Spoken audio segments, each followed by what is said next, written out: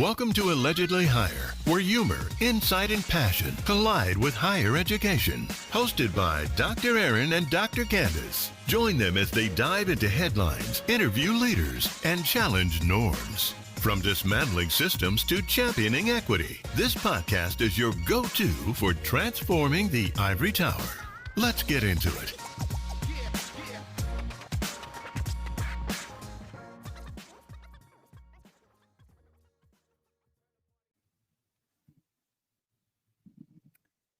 Welcome to episode 3 of Allegedly Higher. I am your host, Dr. Erin. This is my co-host and partner in crime, Dr. Candice Jackson. Thank you. Hopefully you've been on this journey with us through the first 2 episodes. But if you're new here, if you just decide to hop on in at the end, this is a podcast where we dissect issues in higher education and present it with a human-centered lens and with a little bit of pop culture flair, humor, a little bit of sarcasm, all those good things. And together we're going to be your guides through the maze of academia. But we really, our real intention here is to not only repaint the ivory tower, that was our original thing, but as talking, we just want to knock it down and remodel it all together, right?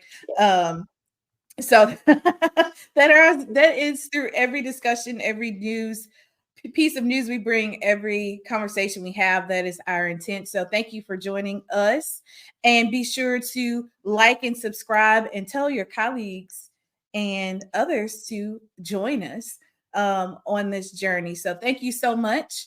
Dr. Jackson, how was your week? It's busy. Last week, I was on one of my second passions is filmmaking. So I was on set. I met Obaba Babatunde, who was, the old man in life. And he was wonderful, personable, was great. Got a picture. And then, you look really great in your t-shirt looking behind the camera. I like that photo on Facebook. I got some really good stills, and being on set is always fun. And now I'm preparing for one of my other organizations, the Mary Church Terror Literary Club's annual fundraising luncheon. So I'm excited about that. I'm so ready for it to be over, but I'm so excited. I know you are. You and me both. I'm a volunteer. Right, you're tired of here. Two states and many cities away. all of the things. And then, of course, you have to teach and work with students and go to meetings and meet about meetings and things like that. And meet about meetings. God bless your heart. I don't miss it at all. I looked vaguely at some adjunct teaching positions, and I think I applied to one, and that was like an instant application. And you're so good. You're so good at teaching it. I don't know where I fit anymore. I could do intro level biology. I would love to adjunct teach in like a grad in a higher ed leadership. I know you don't give me that face. In an education department. But yeah, people don't know how to read my resume. And hopefully as you continue to listen to our podcast, you'll begin to know we didn't start with that, but you can read about us. We'll post that on the podcast page. But yes, I have an undergraduate in biology, a master's in biology.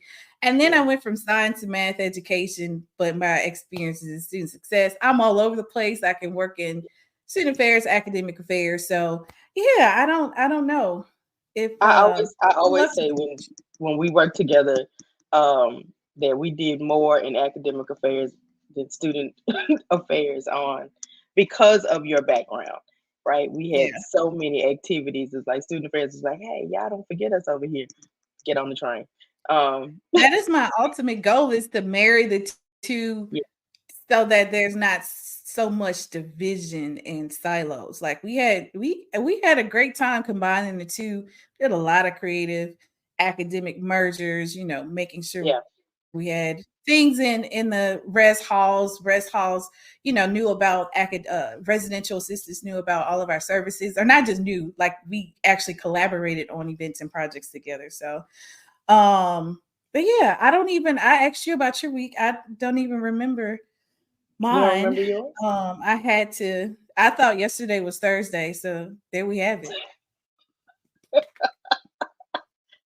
Well, it threw me off. Like, you had the solar eclipse that never was, at least for the state of Nope. Mississippi. Um, and so there's this beautiful TikTok I saw this morning when they asked this little boy, and he was, he's looking up at the sky with his glasses on. And she said, "Can you see anything?" He said, "This is a waste of my time.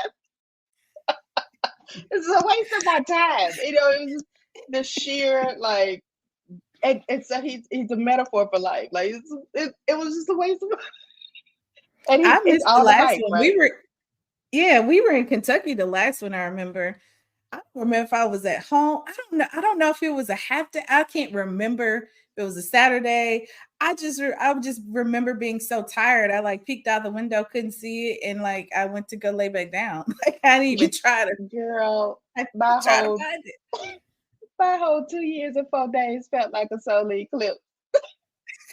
It's just a dark cast, and we were looking for the sun. Yes. Oh my Yes, goodness. so I did that yesterday, the day before, because it was raining, it was cloudy. Yeah. I Yeah. just didn't have it in me, then the next day it stormed, so I think I'm Oh yeah, I finally went home. Yeah. getting back to normal today. Storm sleep is the best sleep. So yes. I tried to fight it all day. Mm-mm. All For day. what? I Mm-mm. don't know. I don't know why. I just felt like I had to. I'm still trying to get out of I'm still in this. I got to work 8 to 5, although I've been free from that for like several months. So Mm-hmm.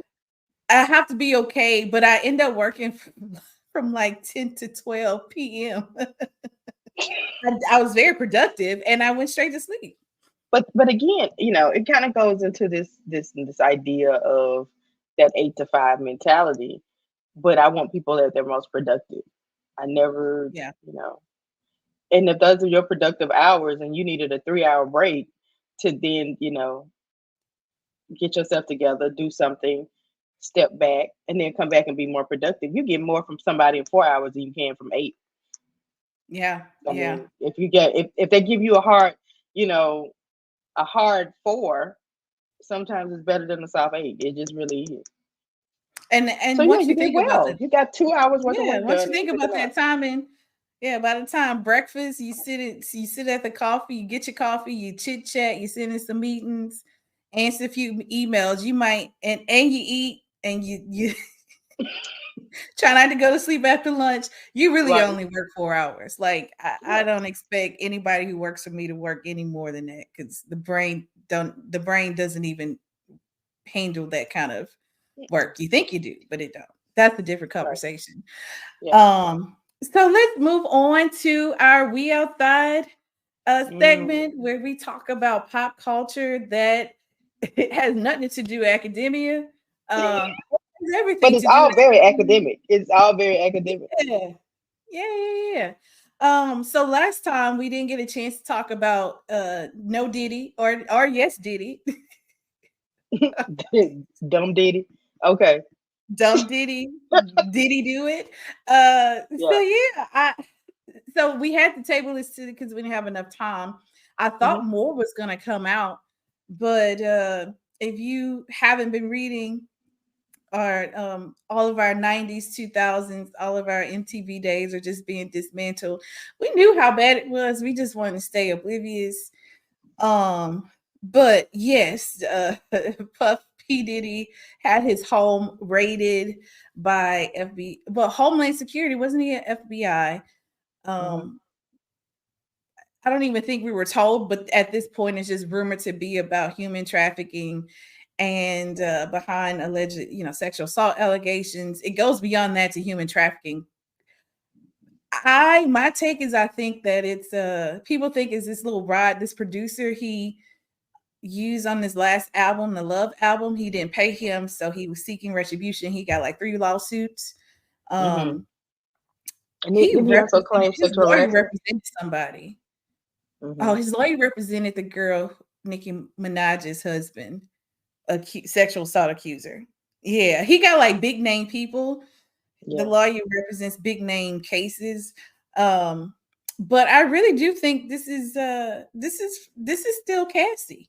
Nobody's talking about her, but whenever she did that, it was always Right. we settled the civil suit and we Hmm. would still seek justice. Like people missed that. They were looking at the numbers she supposedly got, but it was always rumblings that Right. some of that stuff went to federal authorities about her case. Like she had the proof. So I don't even think the stuff that Lil Rod is presenting has been debunked.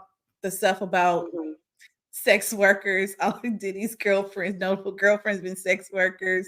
All of that's been dismissed, Hmm. proven like this not right. But I'm like, they wouldn't have done that. I think it's all Cassie stuff, and I would Right. believe Cassie over somebody Yeah. else. And uh,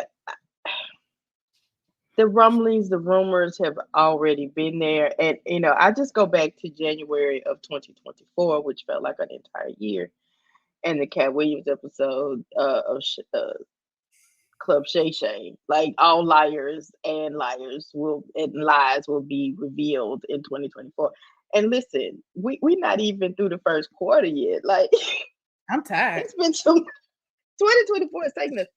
I think there's several things here. I think, yes, I'm gonna support, believe, see the evidence as it unfolds, right? Um, because even it's pop culture, but even in what we do, we got to deal with stuff like this, and I got to look at it all. I got to make the assessment. I've got to think about it. But it could be before I say yay, nay, what I think, it could be just that he just nasty. It could be. It It could could be. it could be that, and it could be that he was disrespectful and he could have done it. I'm not going to vilify sex workers, um, particularly because you know what my dissertation topic was. So I'm not. Which, by the way, listeners, I study the work of Black Urban Lit and Iceberg Slim and Donald Goines. So I'm your resident pimpologist as well. Um, but While I was sleeping behind some numbers, you watching black exploitation movies. I'm watching. Listen, baby, can you buy that? +1, and you ain't no pimp, you're rest haven. So that kind of stuff, yes. So I'm not gonna vilify. I'm not gonna vilify if he had prostitutes at his parties. But I heard a quote. It was so great. Brandon T. Jackson was being interviewed, and he said the best advice he got was from uh, Denzel Washington.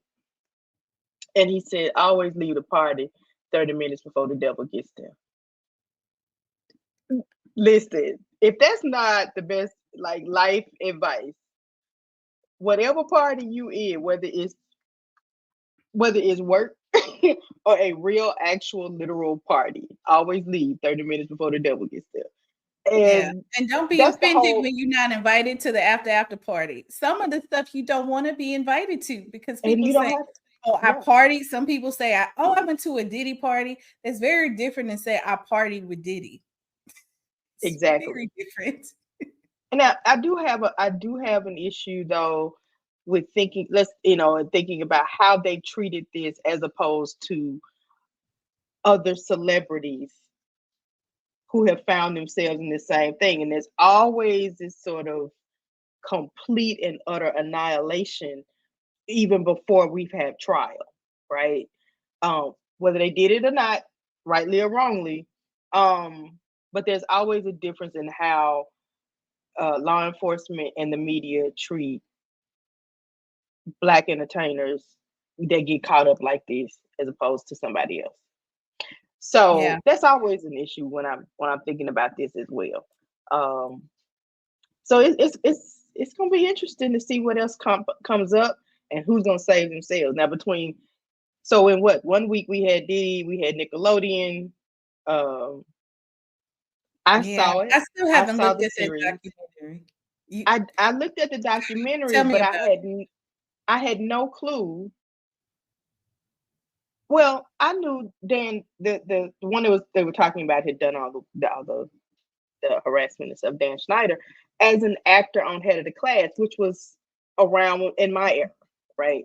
And Mhm. he was the overweight nerdy kid. Yeah. I had no, and I wasn't a I Nickelodeon forgot kid. about that.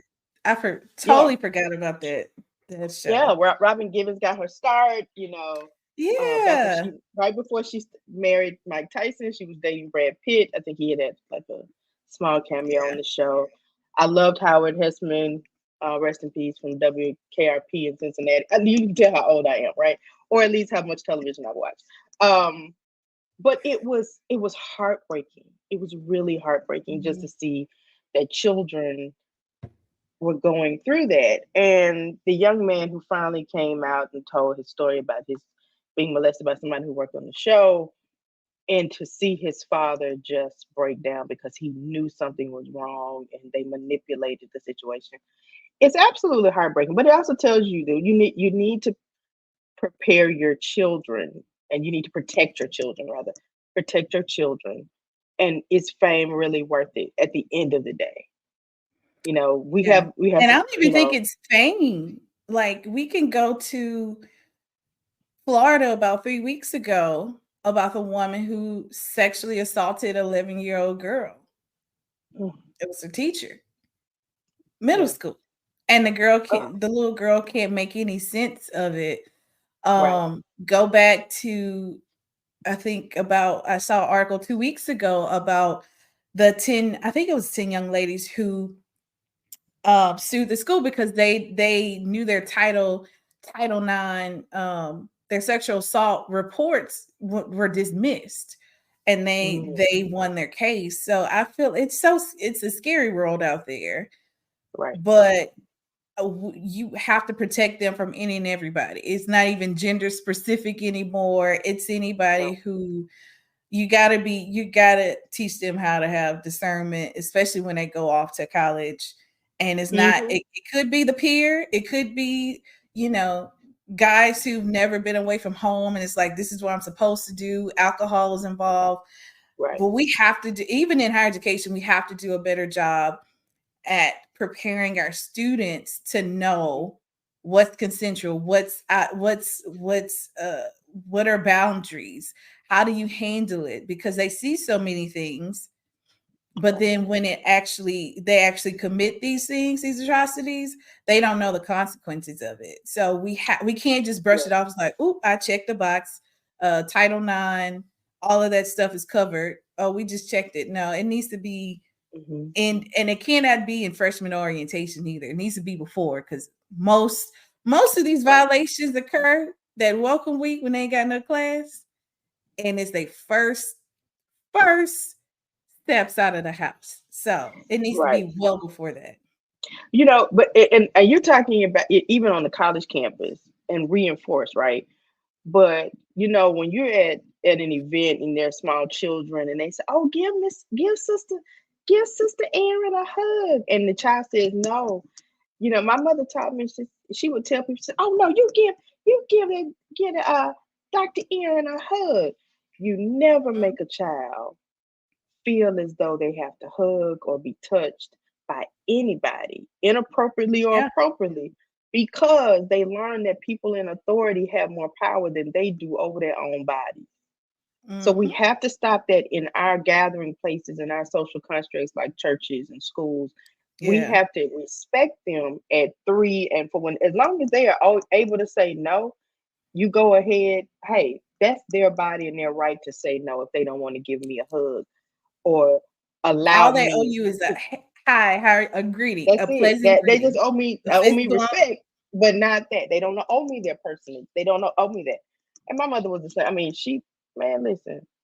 When I say every band trip, everything, and if something was wrong, whether she liked them or not, hey, everything okay over there? Just, I mean, you have to be vigilant. And um, we have done so much in terms of adultifying our children Yeah. that they become adults that don't know the difference until they get that, and then it hits them, and then the trauma comes, and then you have this. Because let's say, even as adults that are being abused, it takes a minute to recognize that's what it is. Yeah. And we've gotten in such a culture that it's always blame the victim. Why were you at this party? Why were you drinking? What were you wearing? Which you can't even ask in court. You can't even say it in court. But of course, it becomes part of the whole thing. Like you made this happen to you. But yeah. Yeah, I feel like it's coming to it. All of the I've said this before and keep messing up the saying. What is it? All the chickens are coming home to roost. The chickens are coming home to roost, honey. Wow, wow. I messed it up several times this week. The eggs come home to hatch. Hey, listen, that very phrase got Malcolm put out of the nation. So I will never forget it. Now, I'm not that old, but I remember it from the movie. And, but when the chickens are coming home to roost. So yeah, no matter what you do, it's always going the consequences will follow, no matter how much money you have. And people and one of my favorite shows, TGIF, the conversation around, I think both Diddy and Nickelodeon was saying, even so, you got to dissect it. How they handle his sons and pointed guns. We got a whole element of police officers mistreatment, right? You slide that over. But people saying they ain't have to invade his house like that, blah, blah, blah. But at the same time, the consequences of your actions, they did it the best they could. Now they said the didn't even know what house they were going to until they got there. But we can't say it's unfair because Diddy got money. Right. But I also think I'm tired of looking at it though. I am. I'm tired of looking at why do we even have pictures of the raid? That's the other piece. But you got to dissect it all to say what's fair, what's not. If he did something and they don't move like that unless they have a ton of evidence. Now, I've seen places especially on that particular, especially on somebody that height in popularity. Yeah, they gotta have enough. So speaking of Diddy, he's one of his concubines. That's probably I feel comfortable saying concubines. They've been named other things in several lawsuits, but one of his concubines, Carisha, Lil Miami, the City Girls is fighting. I hate it. I hate it. Why do we have to communicate like this if we're so close? Like, I'm not gonna go at you, Dr. Jackson. You answer my phone calls. You ain't come. Like, I'm not gonna put that on Facebook. But I've come to realize that the way our students and youth and even adults communicate with each other mirrors that of what we see on TV and social media. Like, why can't y'all call each other and have a sit down and nobody ever knows y'all fell out? But I was saying, oh man, they ain't have no scandal. Like, I was saying they were good, like they true friends, sisters. They were fighting for like a good 48 hours. It might be 24. And it was a lot of instigating by people outside. They went on Twitter and IG and back and forth and back and forth. And then everybody's, of course, is like a relationship where you take sides and then the couple gets back together and they're happy, but you still in your feelings. They was like, oh yeah, we talk, we good. And it was all about some beef over Glorilla. Like, I just hate it. I saw it and I was like, nope, not reading it, not getting it. I just got the gist of it. And then soon I saw, oh, we good, we made up. That's my sis. But to do that, I mean, is that to keep y'all relevant? Is that to keep, no, I just think that's the way you communicate. That's the way they think they should communicate when they get mad, is go on social media and post everything. Like that's not how you communicate with somebody that you have this close association with, that you're in a group with, and more than a group, y'all been friends for so long. I'm so glad I didn't have social media when I was that young. Listen, if they had those kind of receipts when I came up, yeah, you can't prove nothing. I did. You can't prove a thing. I did. So the City Boys also were fighting. Okay.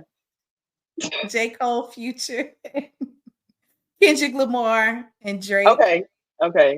Future might not be in. I don't know. I'm over it. I'm over. We've had the greatest beef.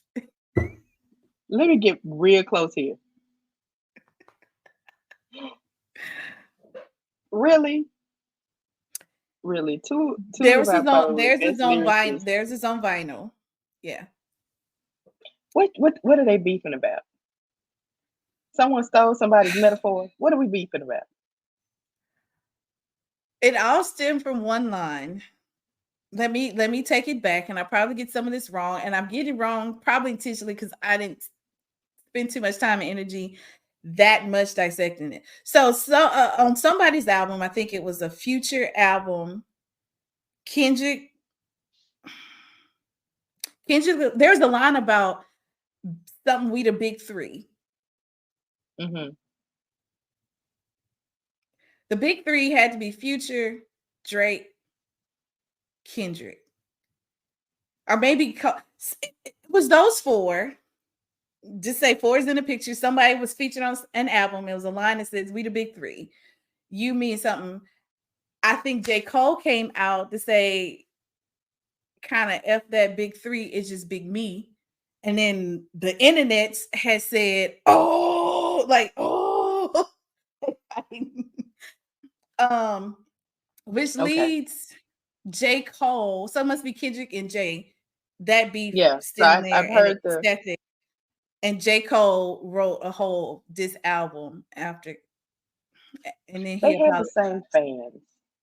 Like if you're a J. Cole fan, you're also a Kendrick Lamar fan. Like that, you got to be. That was like watching. Now that Future and Drake, the I can't say that word on here. Yeah, no. Kendrick, I hated to see them because I'm glad it wasn't. I'm glad it was music beef, but I was like, dude, y'all better than this. Y'all get sucked up into the trash. Right. I think, and the problem is that, you worry about it going too far, right? We're not talking about LL Cool J and Kumo D beef, again, showing my age. That was on the radio, and then you realize, they all really friends, and this is just to sell records. Yeah, they were internalizing that, but it's all the name of the game. What fits the song, and you all should know that better than anybody. Yeah, it's why is this personal? And I did see a recording of J. Cole saying he was gonna take down the diss track. He did. No, it wasn't a diss track. It was the album. It was a what? It's an album. He did a whole album. That's the whole album. You wasted all your energy and studio time on that. Yeah, I'm pretty sure it's an album. Okay, so this is just like album watching, might delete later on Friday. Release the title track 7-minute drill. Yeah. Stop it. Yeah, it was a whole album. Stop it. You got this one got a Pulitzer. Come on, man, Kendrick. None of this makes sense. That sound like Boosty. Don't sound like Boosty. Oh, come on. Come on, man. Listen. That is my new. Listen, Boosty said, "Come on, man. Come on. Let that go." The moral of the story. And they keep it made on up. social media And because J. Cole we came never to should know. himself. Huh? Yeah. I say J. Cole came to himself. He took it down, everything down, apologized. He said that was out of my character. But that's why I respect him so much as Yeah. a person, as a lyricist. Plus, he's one of the people who actually went to college and graduated and still became a rapper successfully. Yeah. I mean, but if you think about it as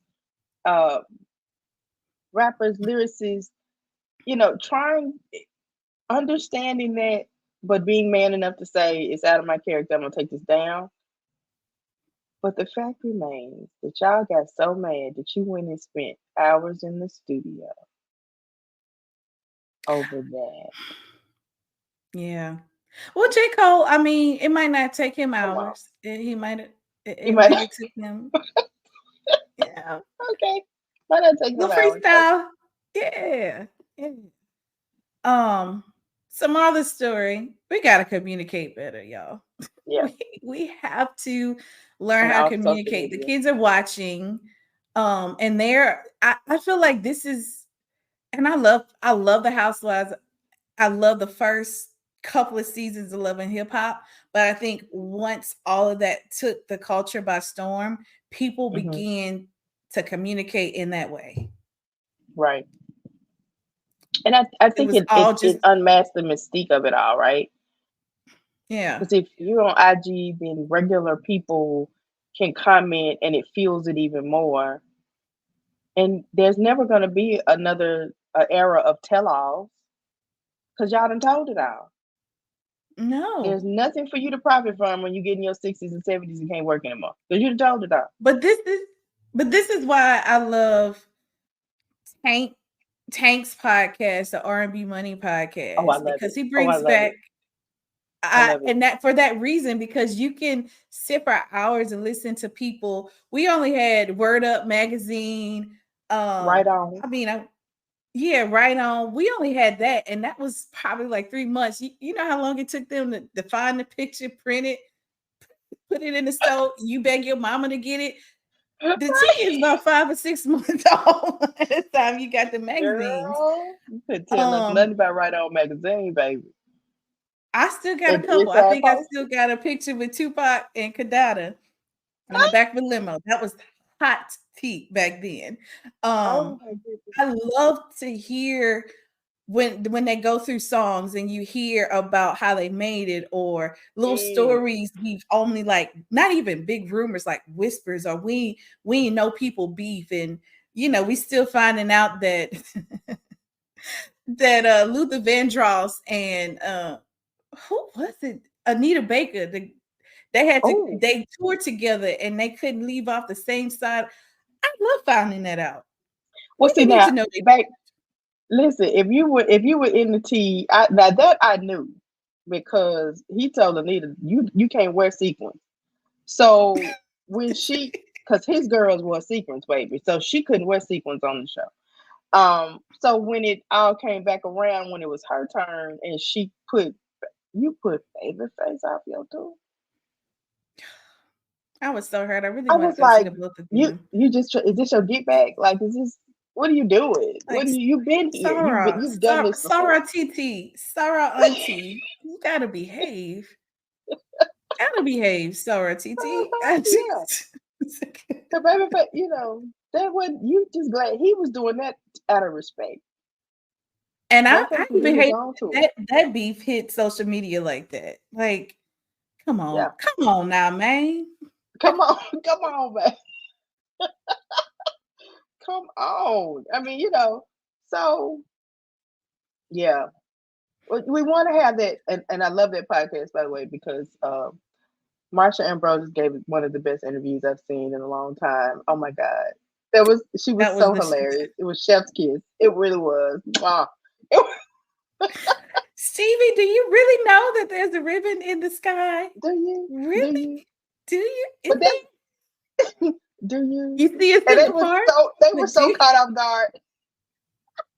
Because, Tank thinks Stevie could see, and every person who knew Stevie, he asked that question, but he was caught off guard even by that because he thought he was the only one. Right. Oh my goodness. Well, let's wrap up the We Outside by Okay. saying rest in peace to OJ, the juice man, um, great athlete, um, culture icon for better or worse. I'm not even gonna bring up the fact of his past because headlines have done that and always done that. And the moral of that story is no matter what you do in life or death, people gonna paint you as your worth, as at your worst. So we're just gonna say rest in peace to him and prayers to his family and Yes, yes. fans. And now that's one book we hope he penned before he closed his eyes. Yeah. I would love to You read know, it. it's a everyone remembers where they were Hmm. when all of the things happened there. Was also, but his family should be given time to grieve and mourn without having to relive it all.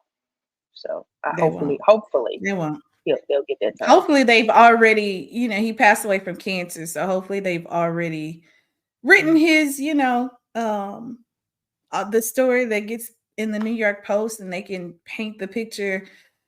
He approved how they painted the picture before Mhm.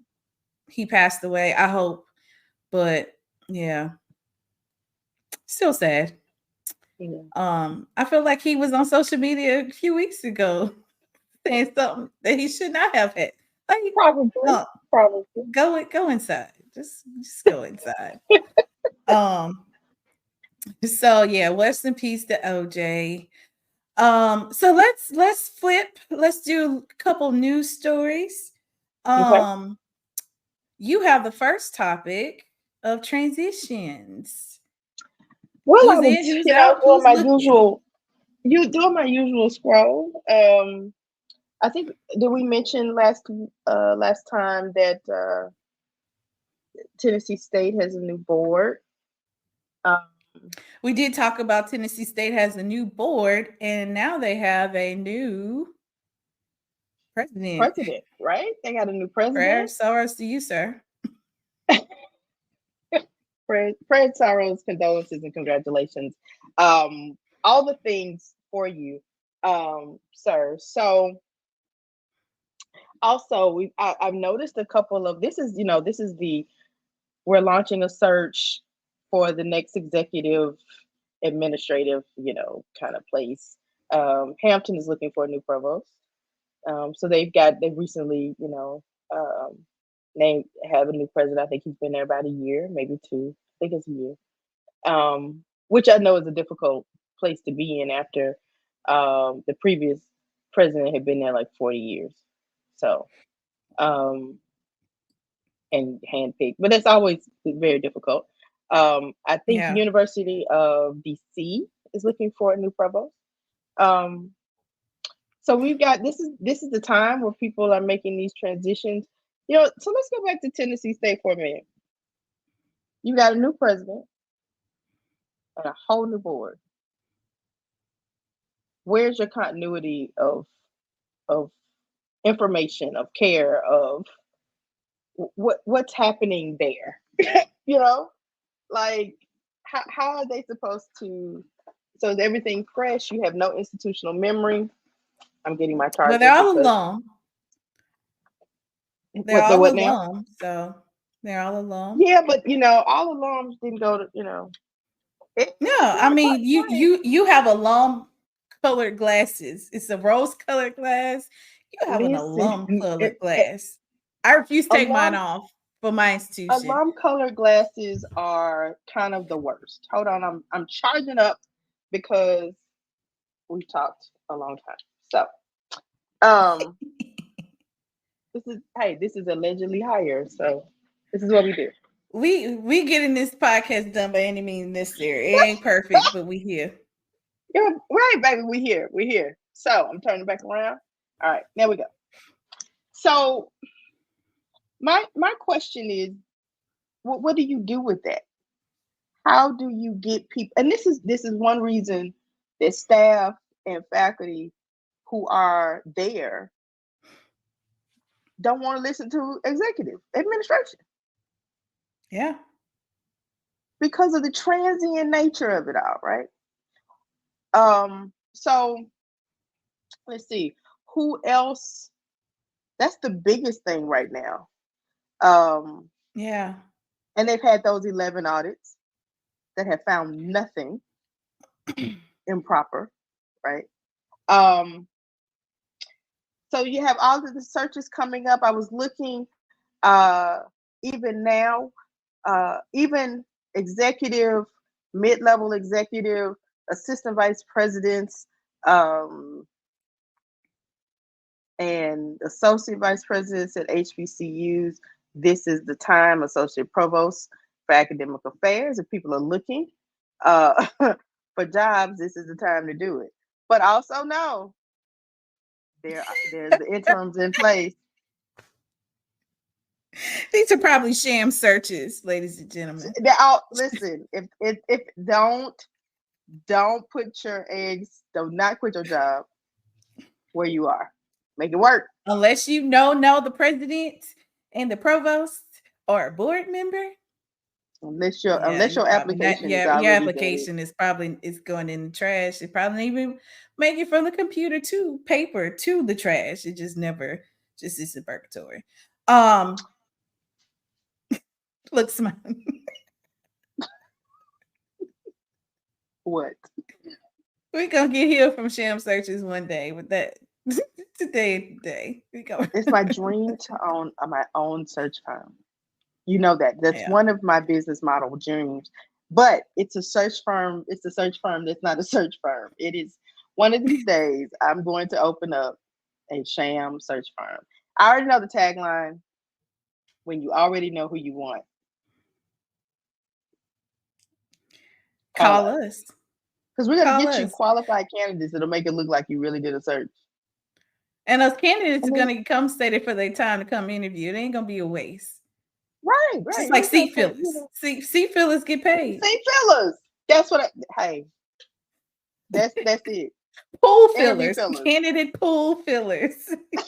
They're going to be diverse, qualified, and when you announce your candidate, you ain't going to be lying. Right. From a pool of qualified candidates we have selected. I love it. You ain't even got to lie, Craig. You ain't got to lie. We'll help you.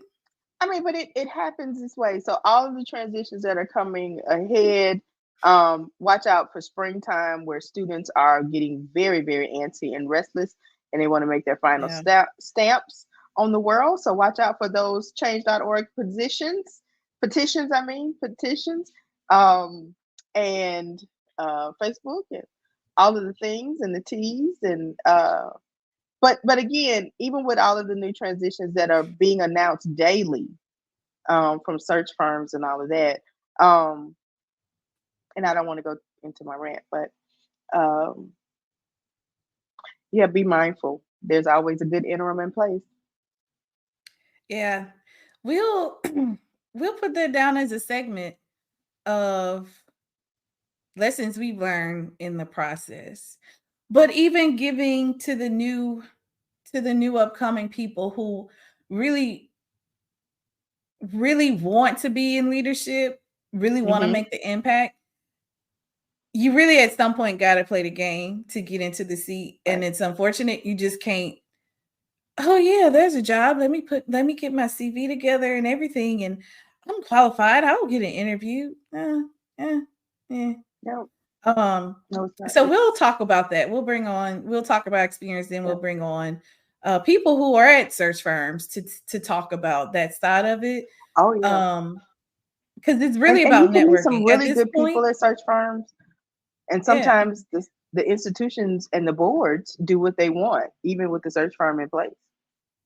Again, you wasting your money. Come to us. You wasting your money on a real search firm. You just not even gonna pick who they suggest for you. When you know who you want, call us. We can get you qualified. In case you didn't know, we are extremely ironic but extremely serious about this. Look at me, y'all. Come closer. Come closer.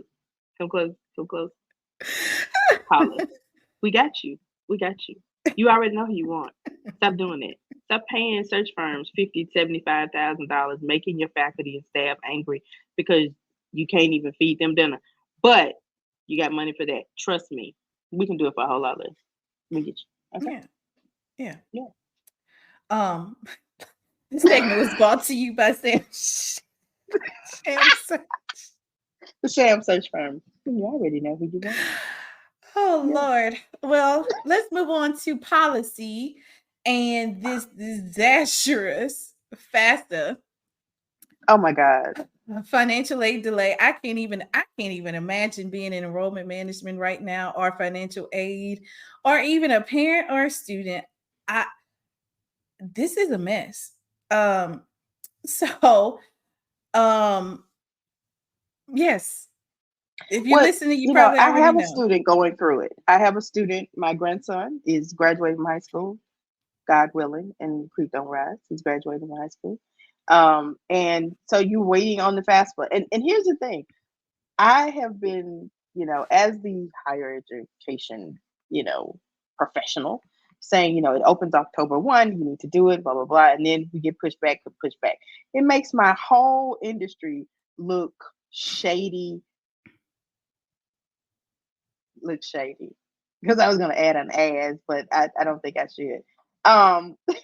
But we can't get it together. So we're supposed to be teaching them how to get it together. Right. So what is the holdup on the same paperwork that y'all been doing for years? So here again, when an administrator comes in, because we can bring it all back to the way we do things, right? And you want to make changes for what?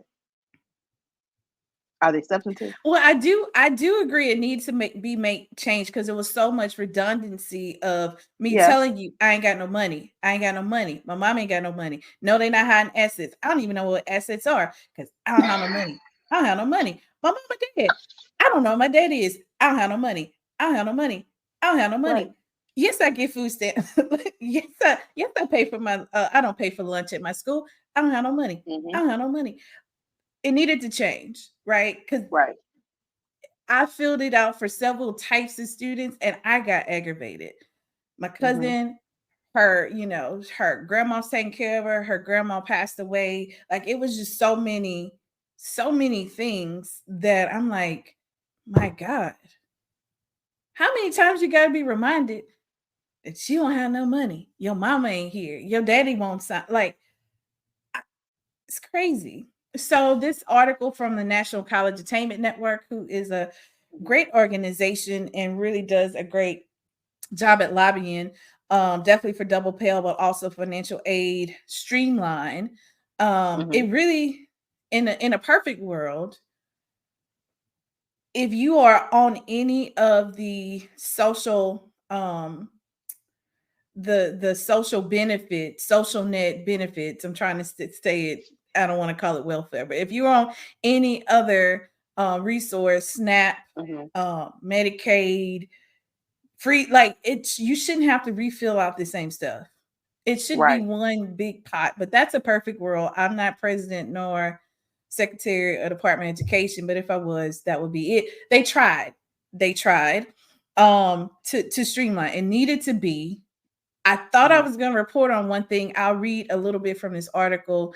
There will be, so the class of 2024, the percent of applications submitted is down 30.7%, which results in between 300 to 500 fewer applications than their 2023 peers.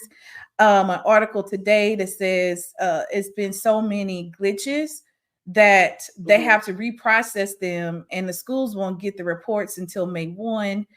And this causes all kinds of issues for the enrollment management process. The piece, I was going to read that, but then I'm digging in to learning that, guess who they got to overhaul and give a 9-figure contract to overhaul the FAFSA. Who? I'm not going to I'm not going to I'm going to read it so I could make sure I get this right.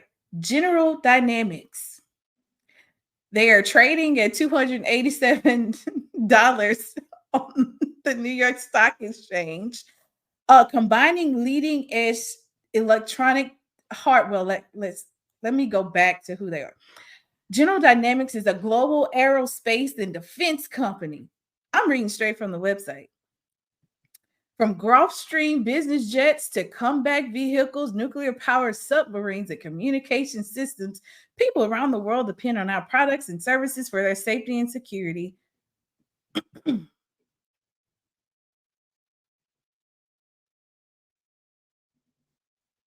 Just let it breathe. Just let it breathe.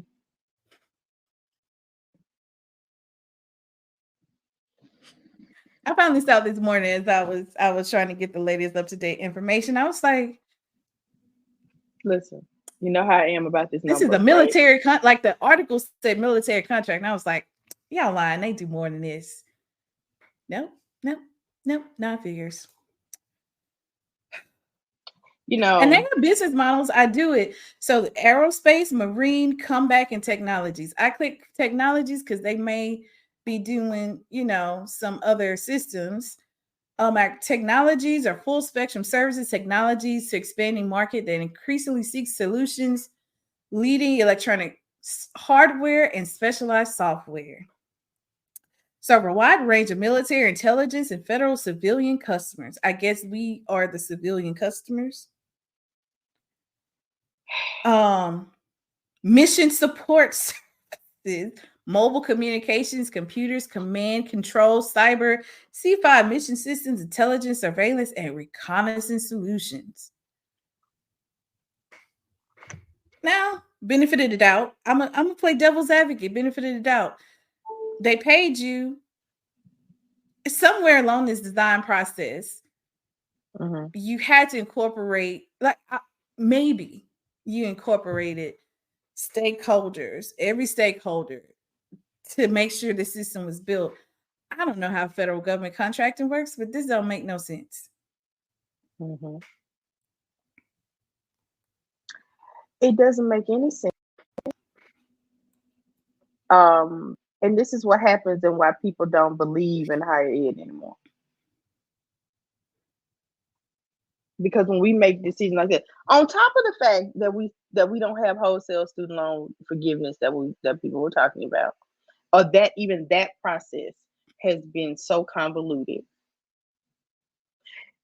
On top of the fact that most people are questioning whether or not a college degree is a good idea anymore. Yeah. Because even in my own family, who's been served very well by my higher ed degree, right? My 3 degrees. to be told that college is just a flex. That's the lingo, right? It's just a flex. It's just a flex. What do they need? And what do they need it for?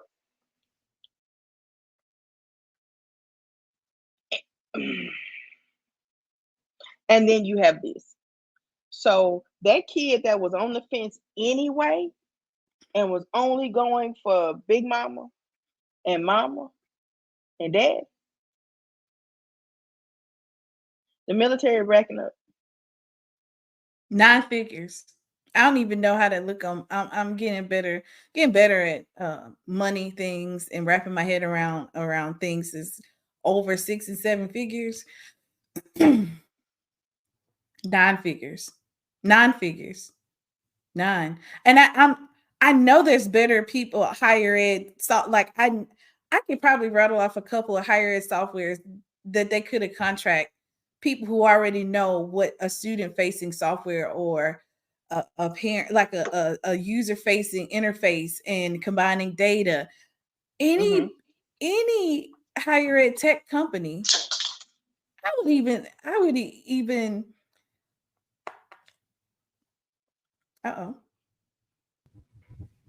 So that was our spotlight on policy. So we hope that we'll be looking to see how this really plays a part. I know, Dr. Jackson, you were saying we had a little technology glitch. You were saying how a lot of students are on the cusp of this glitch may prevent some students who were on the cuff of saying I'm going to school probably won't. And then on top of last episode talking about politics, there are some political things that went on in our state of Louisiana where every student in Louisiana was required to fill it out whether you're going to school or not, to just give them an option. It's done. If you want to go, it's done. They didn't roll that back. And we were one of the top states with the most applicants to go. But again, we 49, 50, I don't know, between Louisiana, Mississippi, Arkansas, Alabama, we always play with that 46, 47, 48, 49, 50. I think we like 49th in higher ed attainment. Yeah, so my grandson is, going to college, but he's definitely not on the cusp if he wants anything out of my purse. But those kids, when you're talking about student loans, is college worth it? All of that is swirling at the same time when they feel at 17 or 18 years old that college, they don't want to go to any more school. So it wasn't an option for me, right? There was never an option for anything else. And I remember even being in high school and they said, well, some of you all are going to college and some of you going to the military, some of you going to the workforce. And here I am, I'm 18 years old, sitting in my high school auditorium, and I'm thinking, workforce? Y'all don't know how to do anything. We're not trying to do, what are they going to do? I'm saying, I was an old soul, I guess. Shout out to Callaway High School. And it irritated me that you made that an option. 17 or 18 years old, you're not trying to go to anybody's workforce, right? Don't even let that come out your mouth. But those kids that are on the cusp, and as long as this waits and it waits, what's going to happen is going to be a madhouse. Even for those who are going to be late on their taxes, because you have to have your taxes, even though you all have this information. Yeah. And even the taxes are, I think, 2 years. You can, yeah. I think it's 2022. They do, and it don't work for everybody. It don't. I've tried to link it. It don't work for everybody. But that's the miscalculation is in the how much money they actually owe. You shouldn't have to link it. The Department of Education, who has my number and name from 12 years of compulsory public school education or any kind of education, even in private schools, they have the documents, they have the information per school. A parent or guardian should not have to link it and say, click this. You got my IRS information. You got my credit report.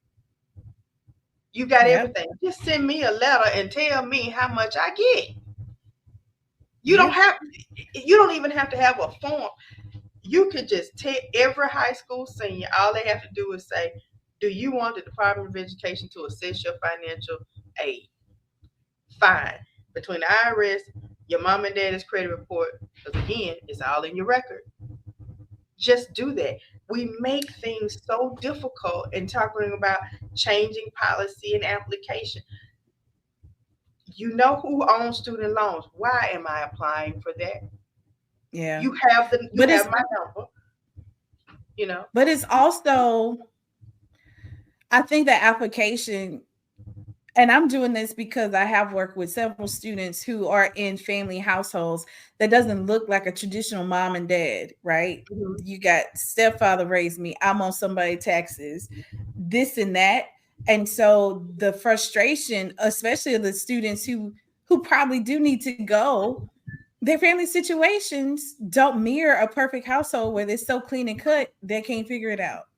Even if it's not, if you get divorced, if your mom and dad somehow get divorced, it's about who carries you and this and that. Like, it's so convoluted to where, because how the actual application is set up is not even it's not even set up for students who are families who don't look like a traditional family. And I think that's the frustration Right. too, as well. But I agree. It needs to be changes, especially who's doing this. And I think you can have Yeah. applications for special populations, foster kids, for example. But Mhm. again, if you coordinate and see, it's the silo. I'm gonna make up a word, I guess. The silo-ness of the bureaucracy Yeah. that creates the havoc, Yeah. You know I'm in foster care. right? Because you got the paperwork, right? You know So, my parents died. I'm getting it's Social Security. right. So you got all the paperwork, and if someone turns 18, now if you wanted, I wouldn't have to apply for the draft. You No, can find me because you then. already know I'm 18. Yeah. Passport office can find people. So when you're making it difficult, you are creating a permanent underclass. Yeah. And so it is all And organic into what we do. And one thing I would try to tell people all the time, you're not just educating that kid that comes before you, you're especially educating with the first whole grade. family. You're Yeah. educating a whole family. You're changing an entire generation of education and income opportunities. You're changing the trajectory of a family. And you mean to tell me all the education that sits in a room can't figure out to call and have that information all imported into one database? You have the information. You're making it difficult. Yeah. Sorry. Yeah. That felt like I just ranted, but that's not my rant. Oh, it's a mini rant. Well, let's move on to our main segment. We'll pick up on news next episode as we monitor the comings and goings in higher ed and bring up-to-date, fresh information. But we want to continue this main discussion on board governance. As we have grown up in higher education, for me, way too fast. I didn't want to grow up that fast. I didn't want to know that. I stay out of grown folks' business. I was raised like that, but somehow I kept getting brought in. Last episode, we covered the politics of state boards and how Tennessee State got a new board because of the governor and state politics rooted in white supremacy and racism and greed and all that good stuff, right? But we want to take this a step down. So we know several boards has gotten reseated before. That's nothing new. Sometimes before this was for the good. The whole board needed to just go away. Go away, in the words of our old coworker. Go away. Go away. Go away. But two questions that we want to entertain today. What should happen when a new board is seated? So we're going to take, if they would ask us to either be a president, so just think about Tennessee State is a new president with a brand new board. The board's new, they may not have sit on the board. There's a couple of people, I think on their board, one's a provost, so they may have had some board interactions. So first question, what should happen if you were president or you get named as chair of the board, you're brand new board? You can choose. I'll let you choose. Choose your own adventure. What would you rather be? The board chair of a new board or the president with a new board? I'll tell you, I'm gonna choose both because I can do that. If I were the president with a new board chair, and under the whether it is under controversy or not, you have to develop a relationship with the board chair, and that is both on a very much a professional level, but also personable, because that is still your supervisor. But you also need to make sure that you have the same vision for the institution. Because the board chair may have their priorities and you have your priorities, and somewhere you got to negotiate that upfront which priorities, how, give and take that you'll be able to do. Because if there is dissension between the president and the board chair, all hell will break loose. So you got to negotiate that very quickly. And if I were a new president at this time, I would be trying to negotiate that very quickly. Also, at the same time, let's all be very honest about where we are, particularly somewhere like Tennessee State, what they're going through, if I were there, right? You got to really be honest and say, listen, we know what the controversy is, because if the two of them do not stand together and acknowledge it and allow people how they feel about it, because the alums of Tennessee State are staunch and they're going to stand up for Tennessee State, and as they should. They got to acknowledge it, the controversy, and then listen to the people. Yeah. Because that belongs to them. So that's a public institution. And that's what I would do, even as a board chair coming in. And that board chair is going to have a long, as my mom used to say, a long road to hoe. Because right now you are, you hadn't heard that one, Dr. Erin, a long road to hoe. That's a long road to hoe. That from a country girl, I have from Louisiana. That got to be Mississippi. You can use it anytime. That's free. Yeah. A long road to hoe. I understand it because I have hope. I have hope before. I have hope. In a hot summer, I have hope. So I understand the analogy. So I think that's going to be a lot of gaining the trust and be willing to do that. I think someone of they say, okay, well, I'm here now.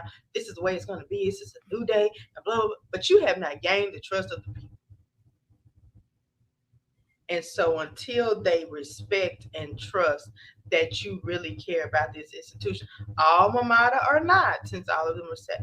But that's what I would do at any point, whether I'm at a public institution or private institution. They have to trust that you are for the institution and not for yourself. And so the one thing I would and as a president, that's you gotta develop that relationship and be very clear and outline your vision, because that's your boss. And hopefully that vision that they've hired you as a president because they believe in your vision for where the institution could go. But we know how interviews go. Folks just lie. But it's 2024. So if I at a private institution, it's a little bit differently because there is no state interference. Private institutions name their own boards. Well, that's a different. I think even in that, I feel like there has to be some kind of change in how boards are educated and trained to make informed decisions. So even let's take it from that aspect. Even so, regardless, you might have a new person come on board. You might have a new board chair. It may just be a new year. Let's recalibrate. Since this is choose your own adventure, I'm going to take the executive coach route, or advisor, consultant, and my mind is going to, that sounds good. How do we make this happen in real life? Right. If I was advising the president or the board chair, there has to be, you gotta tell people I'm envisioning a crime scene or something happened. Back up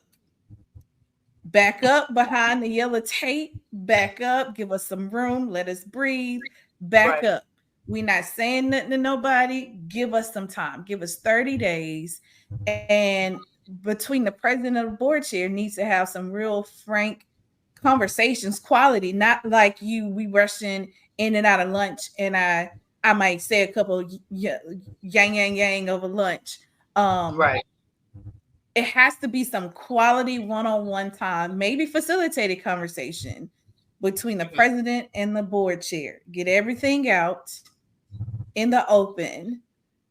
That's where you gain the rapport. because at some point the board chair is going to have to champion the president's plan or idea, right? And so I don't think there could be more conversations. I just feel like they're not deep, structured, or facilitated.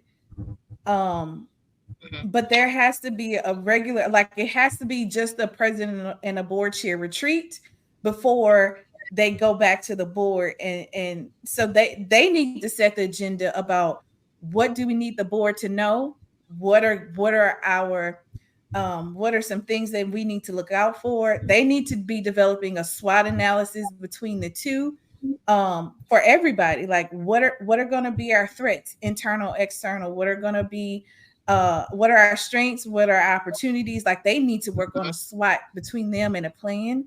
And then they walk into a board retreat where everybody attends. It can't just be this weekend fly-in thing.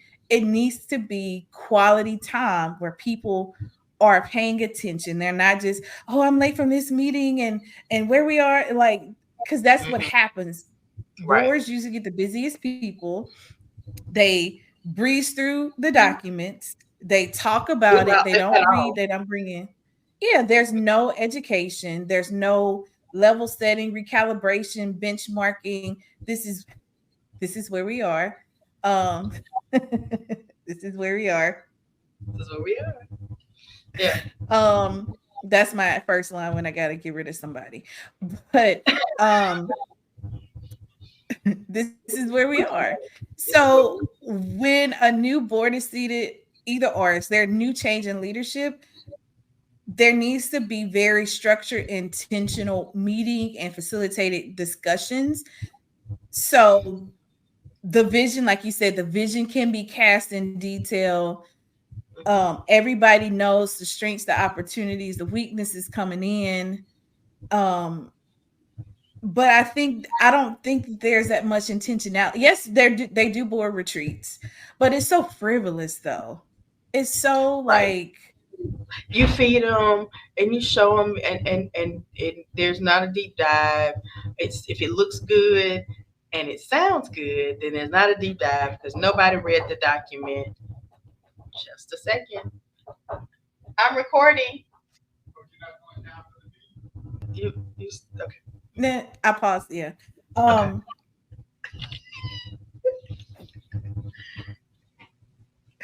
Dr. Jackson is recording. We're having so much fun today, y'all. I promise you. Yeah. I don't even know how to edit this. Y'all gonna get all of it. So yeah, it's so frivolous. They might bring in a facilitator to take notes on a pretty white chart. Who knows where those notes go and how they get disseminated and used. That's the things that I hate because we do all this showy stuff. The consultant, which y'all can still hire me. I mean, I'm willing to take the money. Right. But how does it actually get applied and actually used? Okay. And that's how I govern myself in any role. I hate the showy stuff. The work is after the meetings, day to day, what people think, what people hear, what people say, and it's not the showy meetings, right? So I think that it has to be that granular, that intentional, especially a new board. Like you just didn't get on this board to be pretty. You got to cut away some time. We need your time, attention, and it's your unpaid talent and expertise. And this is unpaid work. So you need to be really clear about your responsibility. And when you accept a board position, you need to be very clear that this is volunteer, this is service, this is mission. And if you don't come to a board, if you're not coming with a mission, service-driven heart for this work, because it is difficult work. Yeah, going to the football games free is fun because we want to treat the board and make sure that everybody's happy on the board. That's not what this is about. We're talking about lives and making sure there's an educational experience, right? And that's, I think, what I would love to tell a board for real. This is mission-driven work. This is ministry in a lot of ways. We are doing, and that's the same thing with executive leadership and presidents. It's mission-driven. Yes, people will fawn because of the office. It's not you. But they will fawn over the office. And then they will not answer your phone calls when you have been removed. They're not. They're not going to answer your call. They're not going to, and they fall into, Mr. President, Madam President, and it gets, just so much pomp and circumstance. And at the end of the day, we still have students to serve. Yeah. And if you're so caught up in your title and your office and the big office and the glass windows and all of that, and you don't support the people who are boots on the ground, what was the point of you? From both perspectives, if they do not understand the mission of this work, stay home. Yeah. So with that, sorry, just stay home. No, that's the perfect segue into the next question. So the question is that we're still continuing on into our Choose Your Own Adventure. Mm-hmm. We are in board training. So whether that's a big board training or multiple, what are the core competencies boards should have so they can make informed decisions? I feel so heavily on this one that boards don't really know what it takes for student success, and they're all over the place. They know different things, but even if we have any young leaders there, it is your job to set the metrics and make them know what they need to know. So even in me giving my board report, I said, I can't tell you. It's like, it is. When was the boards? It must have been. Is it an August board meeting? Sometimes they follow, but when we doing the report, they want to know how the students doing. This is higher ed. It takes a long time to get data. These are real people going through real time. I can't give you how many students about to graduate, and it's just like they wanted numbers that I couldn't give them. So I laid up my milestone.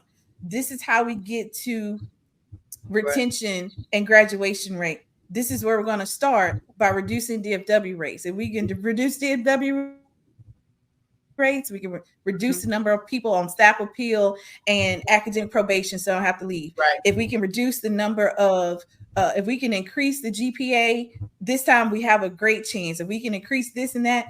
And so I had to say, okay, this is what you need to know. This is why we are doing what we're doing. And this is when I report to you those numbers. And this is how we're making our guess if we're on the right track right now. Right. So what are the core competencies that boards should have to make informed decisions about budget, strategy, culture, hiring, like all of those pieces? What are some of the top things that should be, if we were making like a training agenda, what would be on that training agenda? Listening. You're a real English teacher. Listening. We're going to put on our listening ears, and then we're going to put on our thinking caps. And so first, and I'm right. You're right. It's definitely teaching, right? So they need to go through some listening and communication skill sets.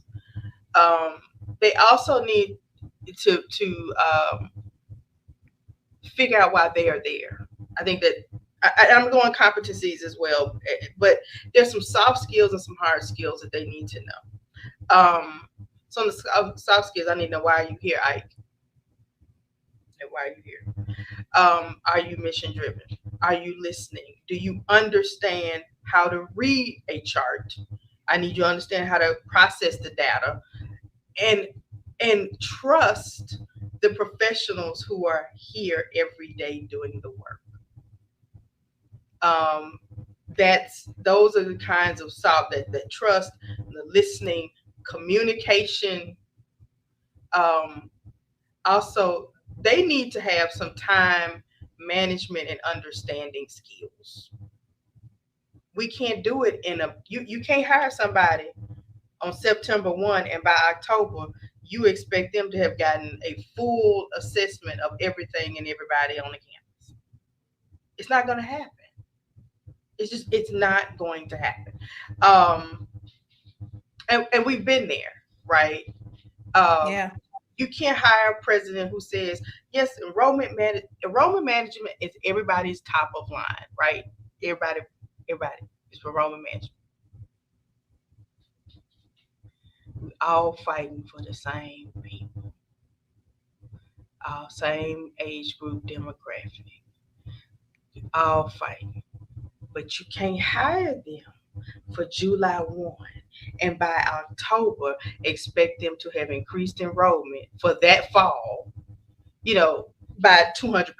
It's not going to happen right away. Yeah. I think so. It's listening, it's understanding, it's being, humane to be on a board and to work with your employee. You can't just come, and if you're sitting on the board of a Fortune 500 company and you're sitting on an educational board, a higher ed board, then where are you bringing my internships for my business students? Yeah. Where are your colleagues to do professional development for this institution? So if the budget is an issue, then I expect some colleagues of yours to trust you and respect you enough that this is something that they can also get behind. Because boards also have to use their resources. You're not just there to make important decisions. And I think that listening piece is super important. I was thinking about that. They have to learn how to. I think some people on boards, they love to hear themselves talk, and so they can't wait to say their opinion. But you don't even digest what the reports or the information that you have before you even say something. Right. And very rarely have I seen them ask, okay, the finance person on here, give us your take. And if you give my take, I'm gonna give my take and we're gonna meet in the middle. Well, because my perspective may be coming a totally different way than yours. And so I think even while everybody doesn't need to be in the room, there needs to be a way to give voice from the people who are doing the work up so they can make informed decisions. Because I think, and this dovetails with my other reporting, ask me what I need to report and then tell me what you need to hear. And let's make the reports together, because it's some things that I want to say. They're looking for totally different things. And then it's like, well, I didn't know. Well, I did tell you what we were doing in student support. I did, but you close the book and say, well, I heard people feeling. Well, if you let me get through the report, you would see that's a lie, Maury. That's a lie. That's a lie. That is a lie. I think that when we talk about that reporting is super important. Yeah, it is, in terms of you don't know what you're hearing unless the numbers are stellar, right? But if you can take somebody from a 12% graduation rate to 26 in 2 years and 4 days, that's significant. But that never makes the report. But that never makes the report. And the work that it takes to get there doesn't make, because you don't know what you're actually listening for. So I'm in leadership, whether you're on a board or at in secondary, they say building level, or you're at district level, right?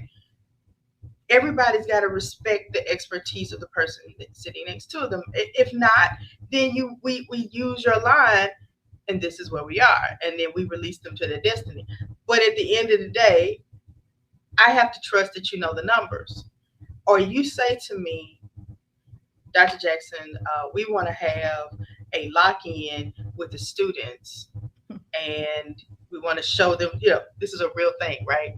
And we want, we're going to do all these things, but it was fun for the kids, and it also had activities. Y'all, she was so good. Oh my God, she was so good. And so all these activities about how to get them in a different mind shift. These were great things. But it was also a persistence activity, because we have all this razzle dazzle and woo-ha in the fall, and the students just come back and resume it like no fanfare. Like there's no just for them. There's no DNA. Probably joke. There's no Ponderosa. If we taking the words of Jackie Christie, that don't even mean that. We don't even have like a gathering in the spring so they can come together and we can remind them of all the things we told them in the fall, and to give and to set their minds, get their minds right for the spring. It was an intentional persistence initiative. And I still look at pictures from that day, but we can't retain if they don't come back in the spring. We put all the money in the fall. Right. If they don't have it, and to understand it. So remember, and even in trying to increase the intellectual profile and the climate, right? Bringing in speakers, and I have people go, well, what are you doing that for? Because see, that wasn't, but that was the board not playing on the dance floor, because they need to know that. That was some of the things that you didn't need to know that could have came out in a different report. Right. Under it could have came out of multiple different, but that wasn't even none of their business. They because get invited and they level, right? But it goes back to the phrase I hate, the street committee. I have a new one for you. I'm sick of them, and I'm sick of they, and I'm sick of those, because all of that hinders your leadership when you're allowing yourself to be jaded and to be inundated with what they are saying, and with those people are saying, and with what the thems are saying, right? We really have to think about that as one of the skill sets that boards in their training. Yes, people will come up to you, especially if they know you, if you're an alum of that institution, and they come up to you and tell you things. But you also have to learn how to separate and have some distance between your role as a board chair or board member. You hear them, you acknowledge them, you look into it, but in such a way that doesn't step over the boundary of what you're supposed to be doing as a board member. It literally is, Mr. President, Madam President, listen, there's some rumbling on the street. I want to let you know, but that's on your court. If there's anything I can do to help you with that situation, let me know. That's what you're supposed to do. But my scientific mind, but there's a way to do that. And there's a gripe that I have, that a lot of the up top decisions don't have all stakeholders involved in some sort. Their voices aren't done. Again, allegedly higher. For me to get my PhD, maybe not. I had to have quantitative data. But there is a way to get voices in the room. If I hear something, who's the voices? Who are they? Are they representative of the whole institution? My scientific mind is like, okay, is it a fluke? Is it one hater? Or in the case of our Lincoln University, I bet if they did a real focus group with a very great sample size of people, they would hear, yes, it's true. it was bullying and harassment, and this is a toxic culture, right? That's one piece. You need the voices of the stakeholders, not one voice who knew the board, somebody on the board who says, I heard. Now, if you do that, say, hey, this is what we hear. Can we set up a town hall? Listen, well, town halls can be different in different places, but can we set up listening or a focus group, a real focus group? Get the psychology department to head it up and do a real focus group, or bring in a consultant to do a real focus group, real questions, and make sure the samples are representative of the school, and bring a report to us. That's very different than the street committee. Right. That's needed, but that's what a board should do in order to get the culture of the institution, and we've seen board reports being very formal and block out everything that's going, the fires on campus, right? That's not what we're talking about. It should be a mixture of how do you get information about what's really going on in a very formal and non-biased manner that's good enough to make informed decisions on. We don't see that enough. It's very not everybody's voices are at the table, and we get in situations where decisions are being made at the top, and that distrust it ruins it. And so I think the board needs to, again, listening. Let's recap: listening, reading the board report. Reading the board reports, learning about things that are outside of your purview. So whether that's from the experts on the board or experts in the university. I also think they need to know how change really works and what leaders look like. This is true. Again, to your point about the October, hire me in September, October, I need this. No, because the boards who force people to do that, you have mass firings to say, okay, the board said we need to get rid of X, Y, and Z, and I need to do it before September. No, grow a backbone. I'm not going to do that. And I'm saying I did this. No, you're not about to get a whole strategic plan, and you're not going to get me to let everybody go. I was told different people to let go day one. No, I'm not going to do that. Let me see. Some of it, 50% of it was true, right? But at least I gave them a chance to assimilate before I let them go. But if the board has that idea of leadership, it's going to come. The fish rots from the head down. I think so. Because riding fish just comes out right away. But I think that when they get into that kind of in the weeds at building level, making those kinds of decisions and mandates that forces then their employee to make those kinds of decisions and mandates when you are not there, that yes, they need to grow a backbone, and that's at the integrity. I'm not going to risk my integrity. Like I'll try to find out what they may not be doing well in this position, but maybe they've done it so long that they just don't care about it anymore. But there's something else that sparked their interest that they need to do, or that they're better suited for, but nobody considered them for. Like you have to have, because we're dealing with people and humanity, right? And we say we're teaching our students to be ethical.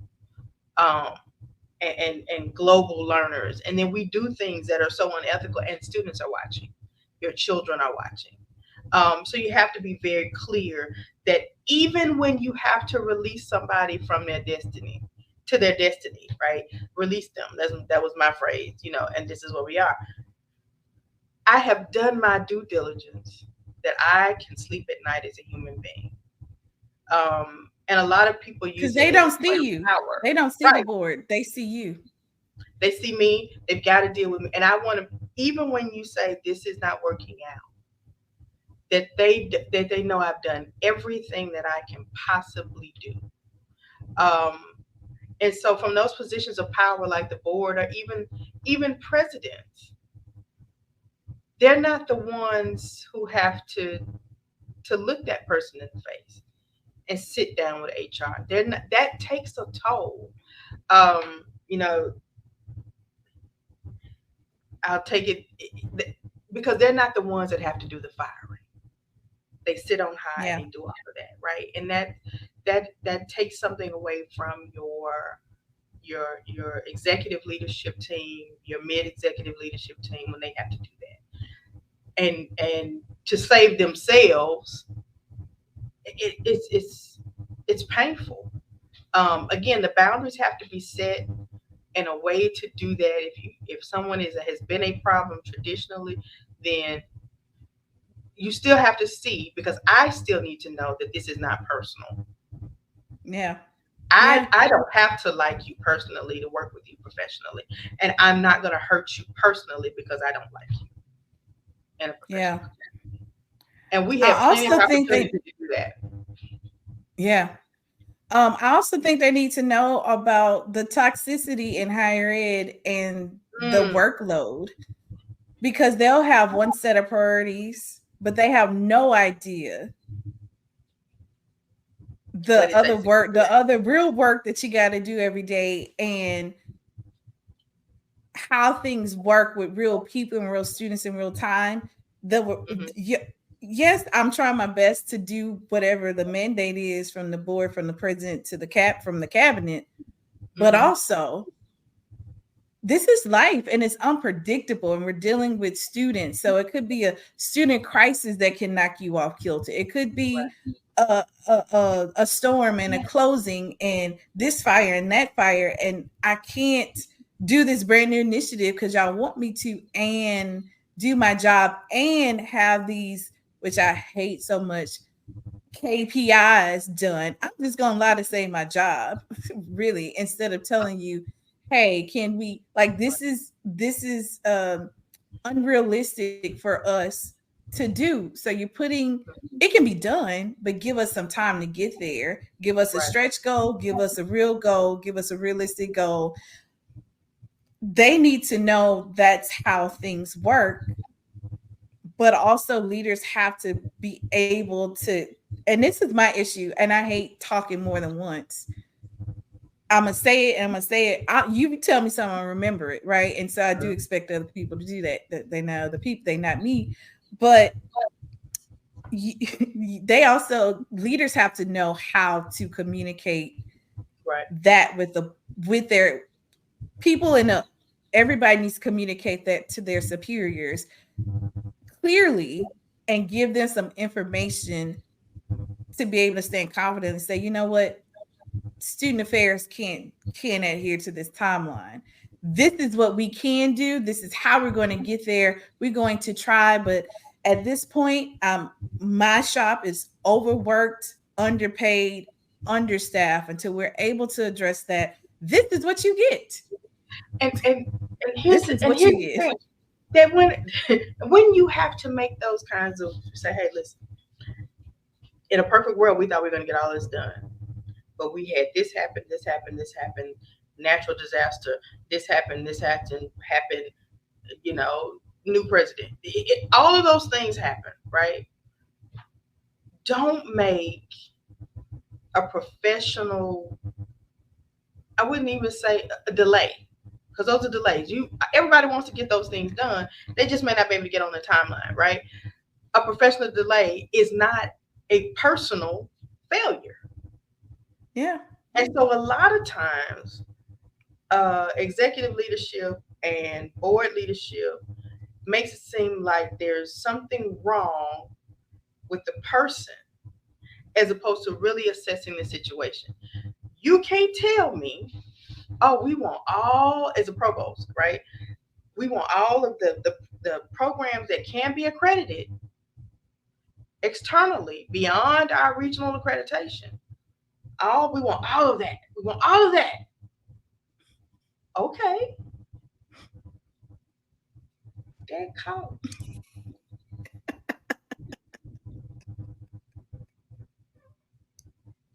I need some money.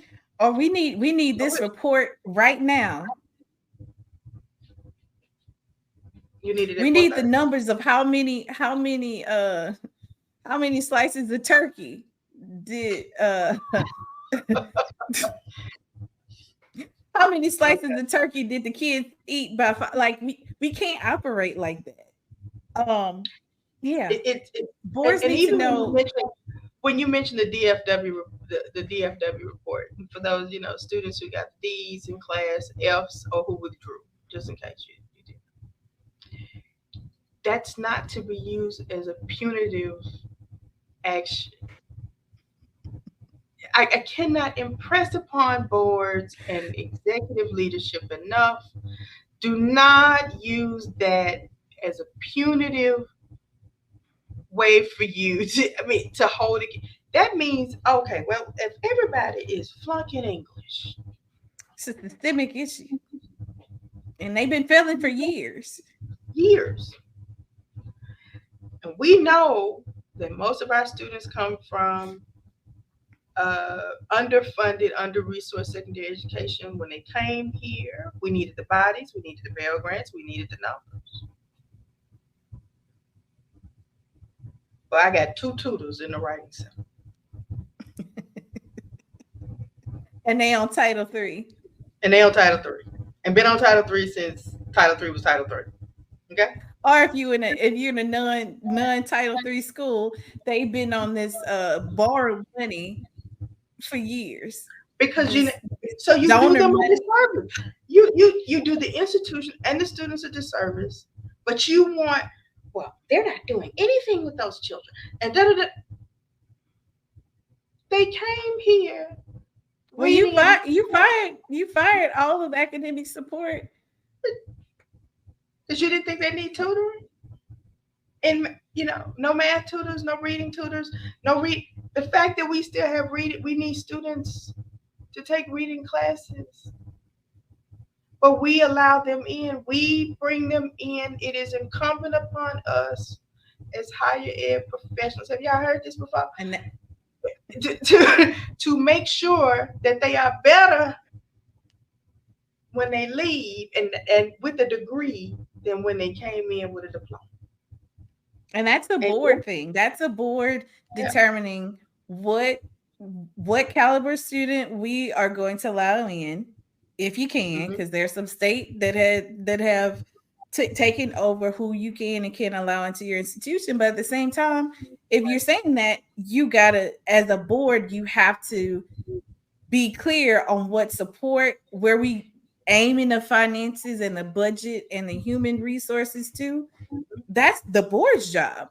So you need to know those things in order to make it happen. You just can't say, well, the students are unprepared.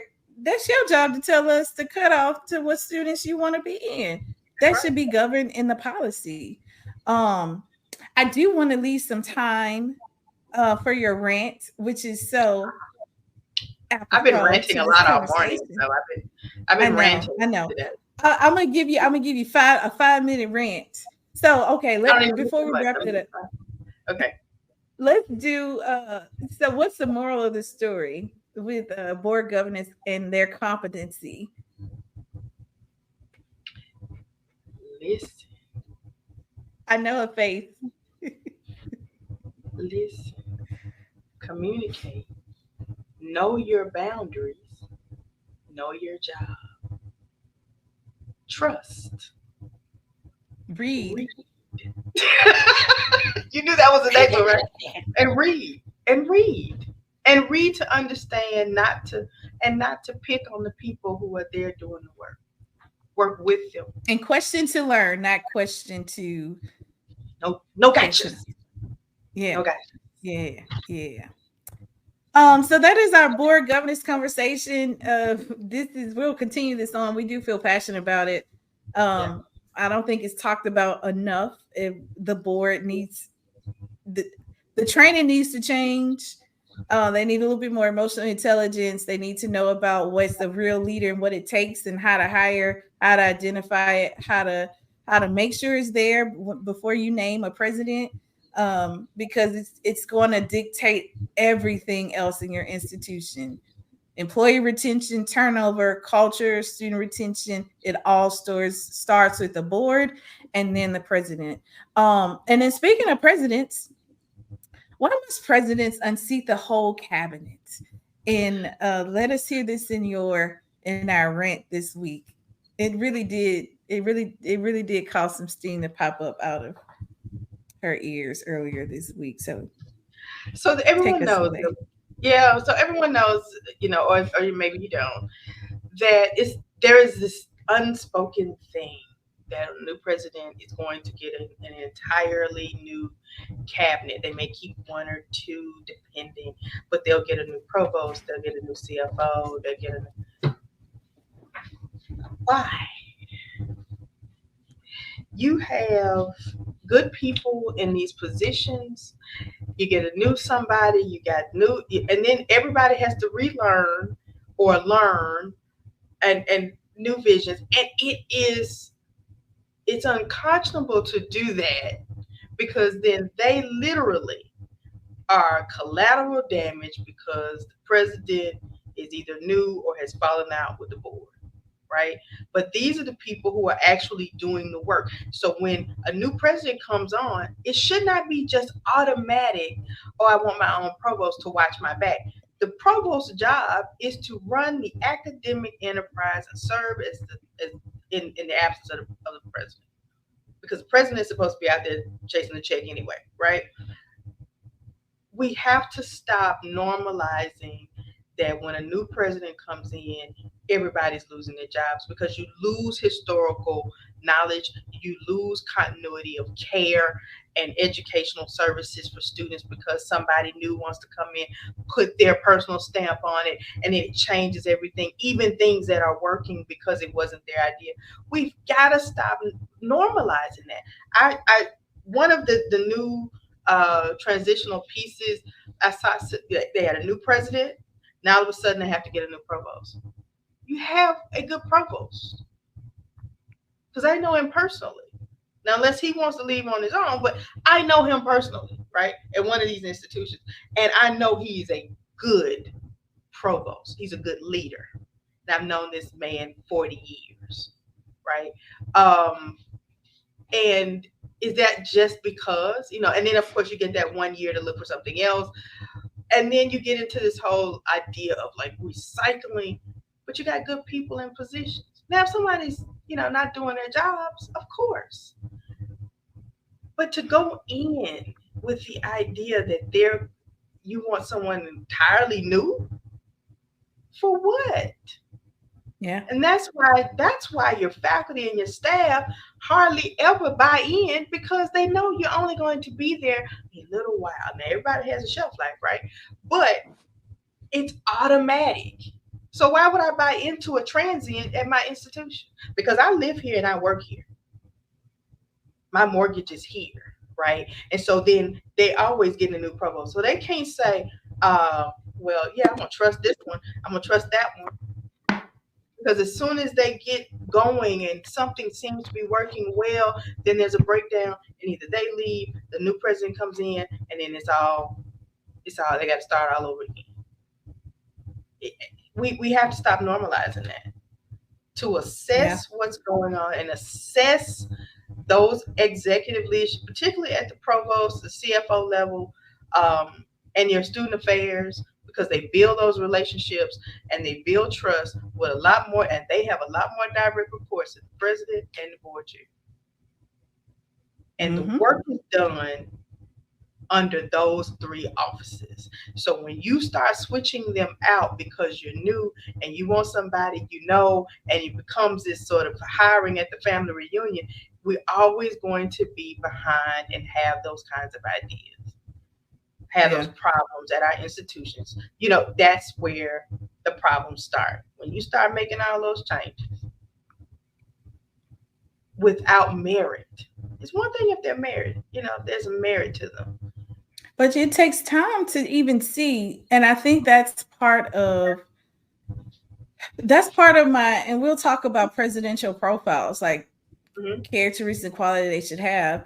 If you are a good leader, period, whether you're president, any director, dean, you're going to be able to assess what's there, take the time to understand who's there, learn them, and whether you like them or not, figure out a way to work together. That is social capital, that is emotional intelligence. Right. And so you shouldn't even, I would say, give it a year. Intentional, not with, I need to wait this year out and then she's going to be gone. No, give it a true year. Have that true time to figure out what's going on. Observe, like presidents need at least a year to observe regular. How are things going for a full year before they start making cuts and changes? That will give you a peace. It will give some continuity. It will put people at ease. But you should be able to work with the people who's there and assess if they are past their prime. They can't give the vision. They're not moving at the pace in which you needed to move. But even that, there's a space where you can either give development and see what they're missing to get the job done instead of just digging it up and throwing it out the window.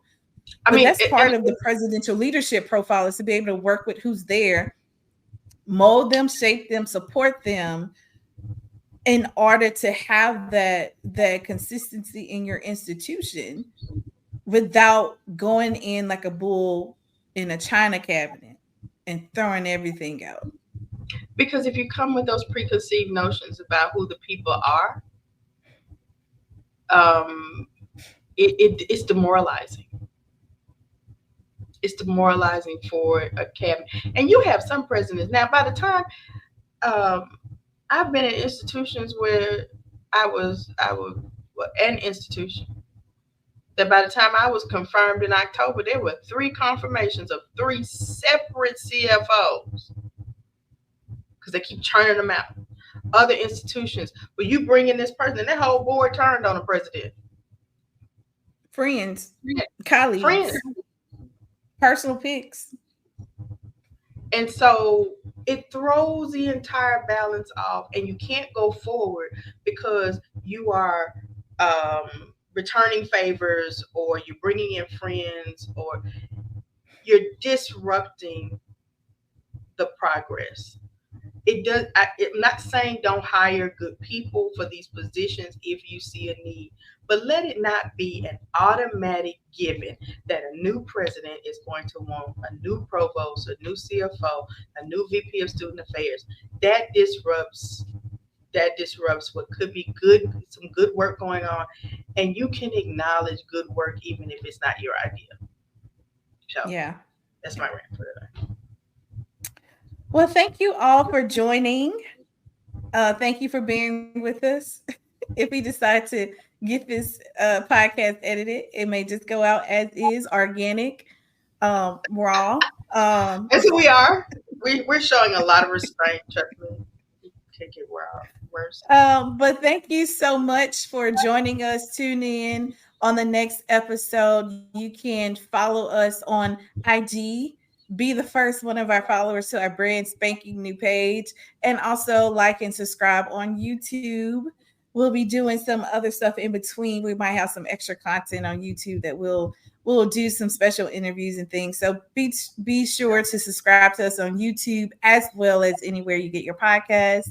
As always, keep fighting to dismantle the system so that our students can have an equitable path to higher education and a better life.